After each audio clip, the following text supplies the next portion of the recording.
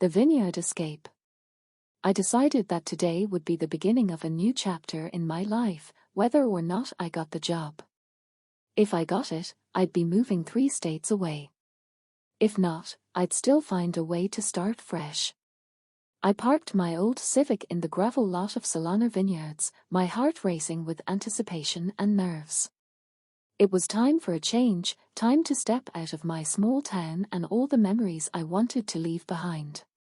The main building at Solana Vineyards looked like an elegant old barn, with ivy creeping up its sides and the faint smell of grapes lingering in the warm air. The August sun beat down as I hurried inside, eager to escape the heat and the growing dampness under my blouse. Inside, the room was cool and spacious, with wine barrels lining the walls and soft lighting casting a warm glow over the hardwood floors. I took a deep breath, letting the calmness of the place settle over me. "Hi there, I'm here for an interview," I said, trying to keep my voice steady as I approached a man standing behind a bar. He nodded, giving me a friendly smile. "You must be Erin. One moment, please." As he left to get my interview, I adjusted my blouse, tucking the sleeves and trying to smooth down my hair. Job interviews had always made me feel like I was on trial, as though every little detail mattered. But this one felt even more significant, because this wasn't just about a job. This was about starting over. I was lost in my thoughts when she walked in. Tall, graceful, and carrying an air of quiet authority, her dark hair pulled back neatly and her hazel eyes sharp. "Hello, Erin," she greeted me, extending a hand. "I'm Isabel Solana." As soon as I shook her hand, a memory sparked in my mind. I'd met her briefly at a summer art festival years ago. I remembered her easy smile, the way she'd laughed as we wandered through the stalls, admiring local artists' work. I'd been drawn to her confidence, her warmth. And now here she was, the owner of Solana Vineyards. "Thank you for meeting with me, Miss Solana," I managed to say, hoping I didn't sound as nervous as I felt. "Call me Isabel," she replied with a slight smile. "Let's go to my office."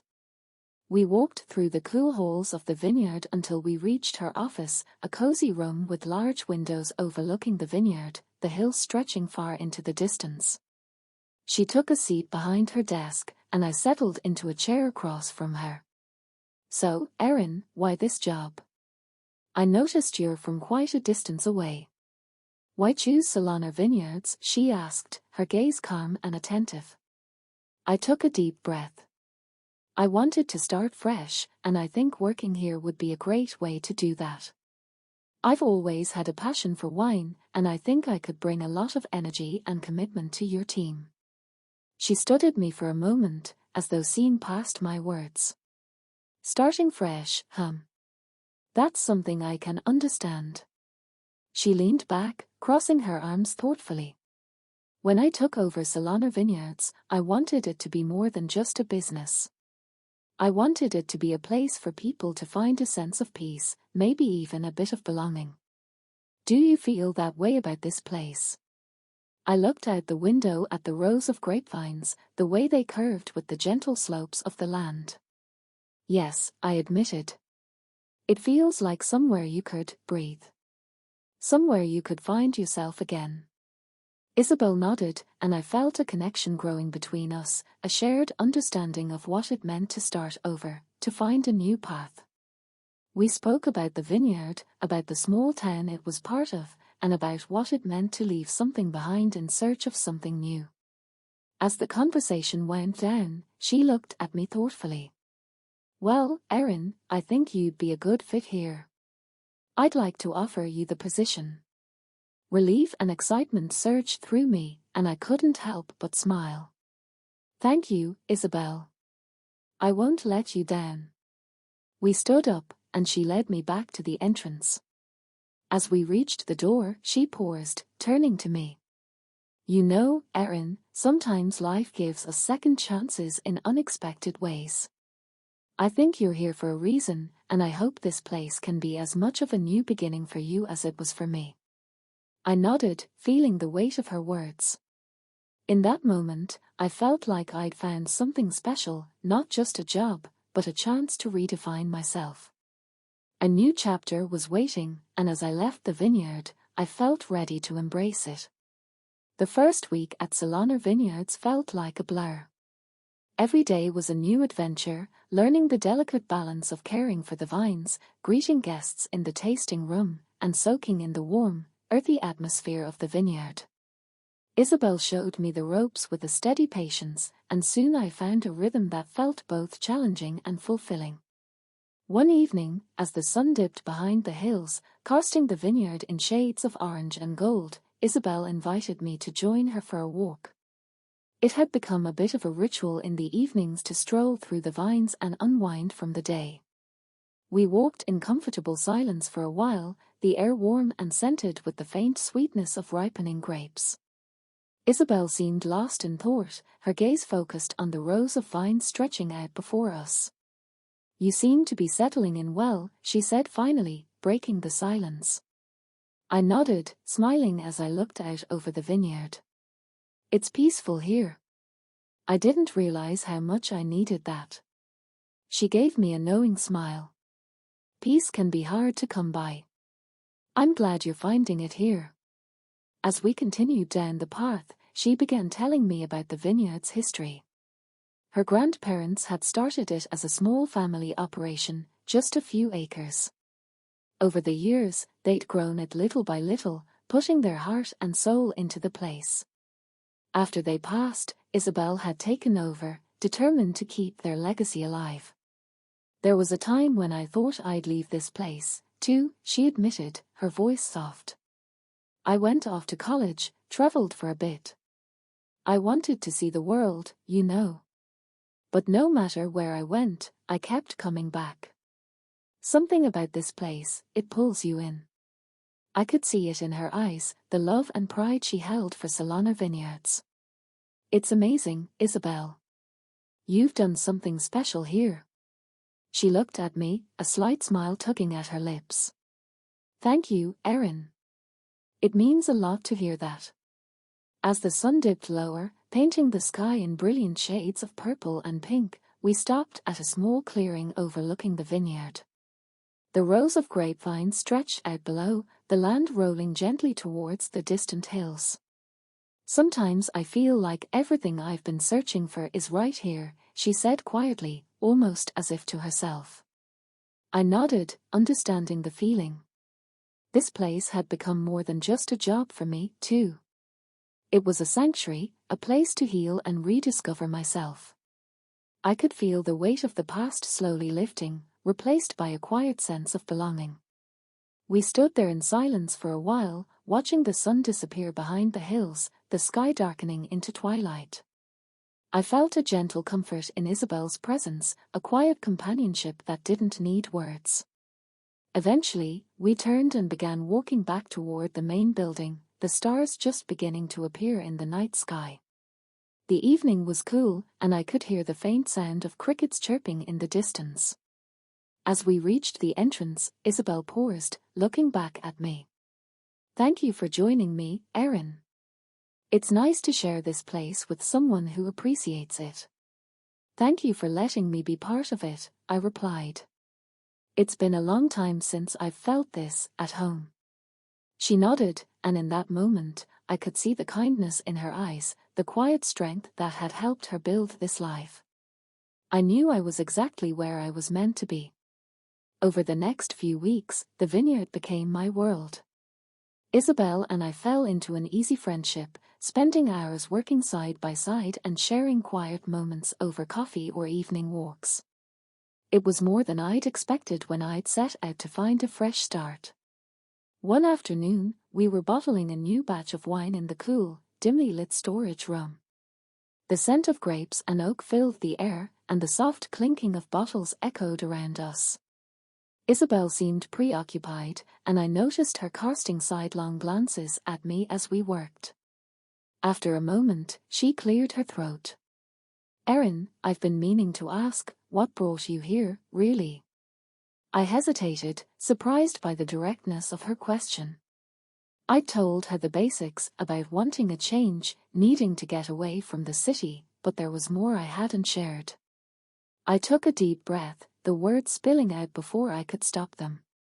I was in a relationship for a long time. Thought it was the one.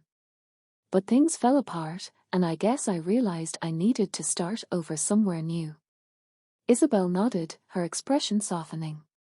It's not easy, letting go of something you thought was your future. I looked away, feeling a wave of vulnerability wash over me. No, it's not. But this place, it's helping. She reached out, her hand resting on my arm in a gentle, reassuring gesture. Sometimes, life has a way of bringing us where we need to be. I looked up at her, feeling a warmth in her gaze that I couldn't quite explain. Thank you, Isabel. For everything. We stood there in silence, the closeness between us feeling like a quiet promise, a shared understanding of healing and new beginnings.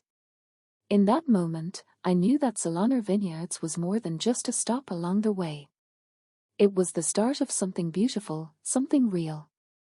And for the first time in a long while, I felt hopeful about the future. The next few months passed in a golden blur. Fall arrived in Sonoma, and with it, the harvest season. The vineyard was a hive of activity, bustling with workers picking grapes, processing the fruits of the year's labor, and preparing for the months ahead. The days were long and exhausting, but I felt alive in a way I hadn't in years. Each day brought new challenges and new rewards. And always, Isabel was there, a steady, calming presence who seemed to know exactly when I needed a hand or an encouraging smile. As the air grew cooler and the leaves on the few trees around the vineyard turned vibrant shades of orange and red, Isabel and I fell into an even deeper friendship. We shared quiet dinners in the main house, sometimes just the two of us, sometimes with a few other members of the vineyard team. She had a way of making everyone around her feel seen and valued, and her laughter became one of the sounds I looked forward to the most. One chilly October evening, after an especially long day of harvest, Isabel invited me to join her on the porch of her house, a cozy, rustic building that sat at the edge of the vineyard. We wrapped ourselves in blankets and sat on the porch swing, sipping warm cider as the last of the sunset faded from the sky. The stars were bright overhead, scattered across the sky like tiny pinpricks of light. The air was crisp, carrying the faint scent of harvested grapes and cooling earth. It's beautiful here, I said softly, looking out over the rows of vines stretching out into the darkness. It is, Isabel replied, her voice equally soft.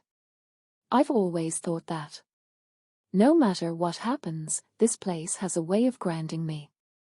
I looked over at her, feeling a quiet admiration. You've built something incredible here, Isabel. Your grandparents would be so proud. She smiled, a touch of sadness in her eyes. I hope so. I've always wanted to honor their memory, to keep their legacy alive. But sometimes it's hard to do it alone. Her words hung in the air between us, and I felt a pang of empathy. I knew the weight of loneliness, of carrying something that felt bigger than oneself. You're not alone, I said quietly. Not anymore. She looked at me, her expression softening, and I could see a flicker of something, gratitude, maybe, or something even deeper. For a moment, the world seemed to narrow to just the two of us, sitting close on that porch swing, wrapped in blankets and shared warmth. Isabel reached over, her hand resting lightly on mine. Thank you, Erin. I don't think I could have gotten through this harvest season without you. My heart swelled, and I gave her hand a gentle squeeze. Anytime. The days grew shorter as autumn deepened, and before I knew it, winter was upon us. The vineyard was quiet, the vines bare and dormant, resting for the seasons to come. With fewer guests and less work in the fields, there was more time to breathe, to reflect on everything the past few months had brought. One evening, as we sat by the fireplace in Isabel's house, sipping red wine and watching the flames dance, Isabel turned to me with a thoughtful expression. Have you thought about what you want for the future, Erin?" she asked, her voice gentle. I hesitated, caught off guard by the question. I'd come to Sonoma to escape, to start over, but now that I was here, I realized I hadn't really thought about where I was going. "I don't know," I admitted. "I came here to get away, to find some space to figure things out. But now that I'm here, I don't want to leave." She smiled, her gaze warm. "You don't have to, you know. There's always a place for you here, if you want it." The thought filled me with a quiet sense of joy. I'd found something here, something real and grounding. And for the first time, I felt like I had a future I could look forward to. As the winter months passed, Isabel and I continued to grow closer. We spent hours talking about our dreams, our fears, the things we wanted to leave behind, and the things we wanted to hold onto. There was a quiet understanding between us, a sense of companionship that filled the spaces that loneliness had once occupied. One chilly evening in early spring, as the first hints of green began to appear on the vines, Isabel and I stood at the edge of the vineyard, looking out over the land we'd come to care for so deeply. The sky was streaked with the soft colors of twilight, and the air was filled with the scent of new growth. "I think this is home for me now," I said softly, the words coming from a place deep inside me. Isabel looked at me, her eyes filled with warmth. "I'm glad, Erin. You've become a part of this place, too." We stood there in silence, watching the sun dip below the horizon, feeling the quiet promise of the seasons to come. And in that moment, I knew that I'd found more than just a job or a place to escape. I'd found a home, a purpose, and a connection that felt like it could last a lifetime.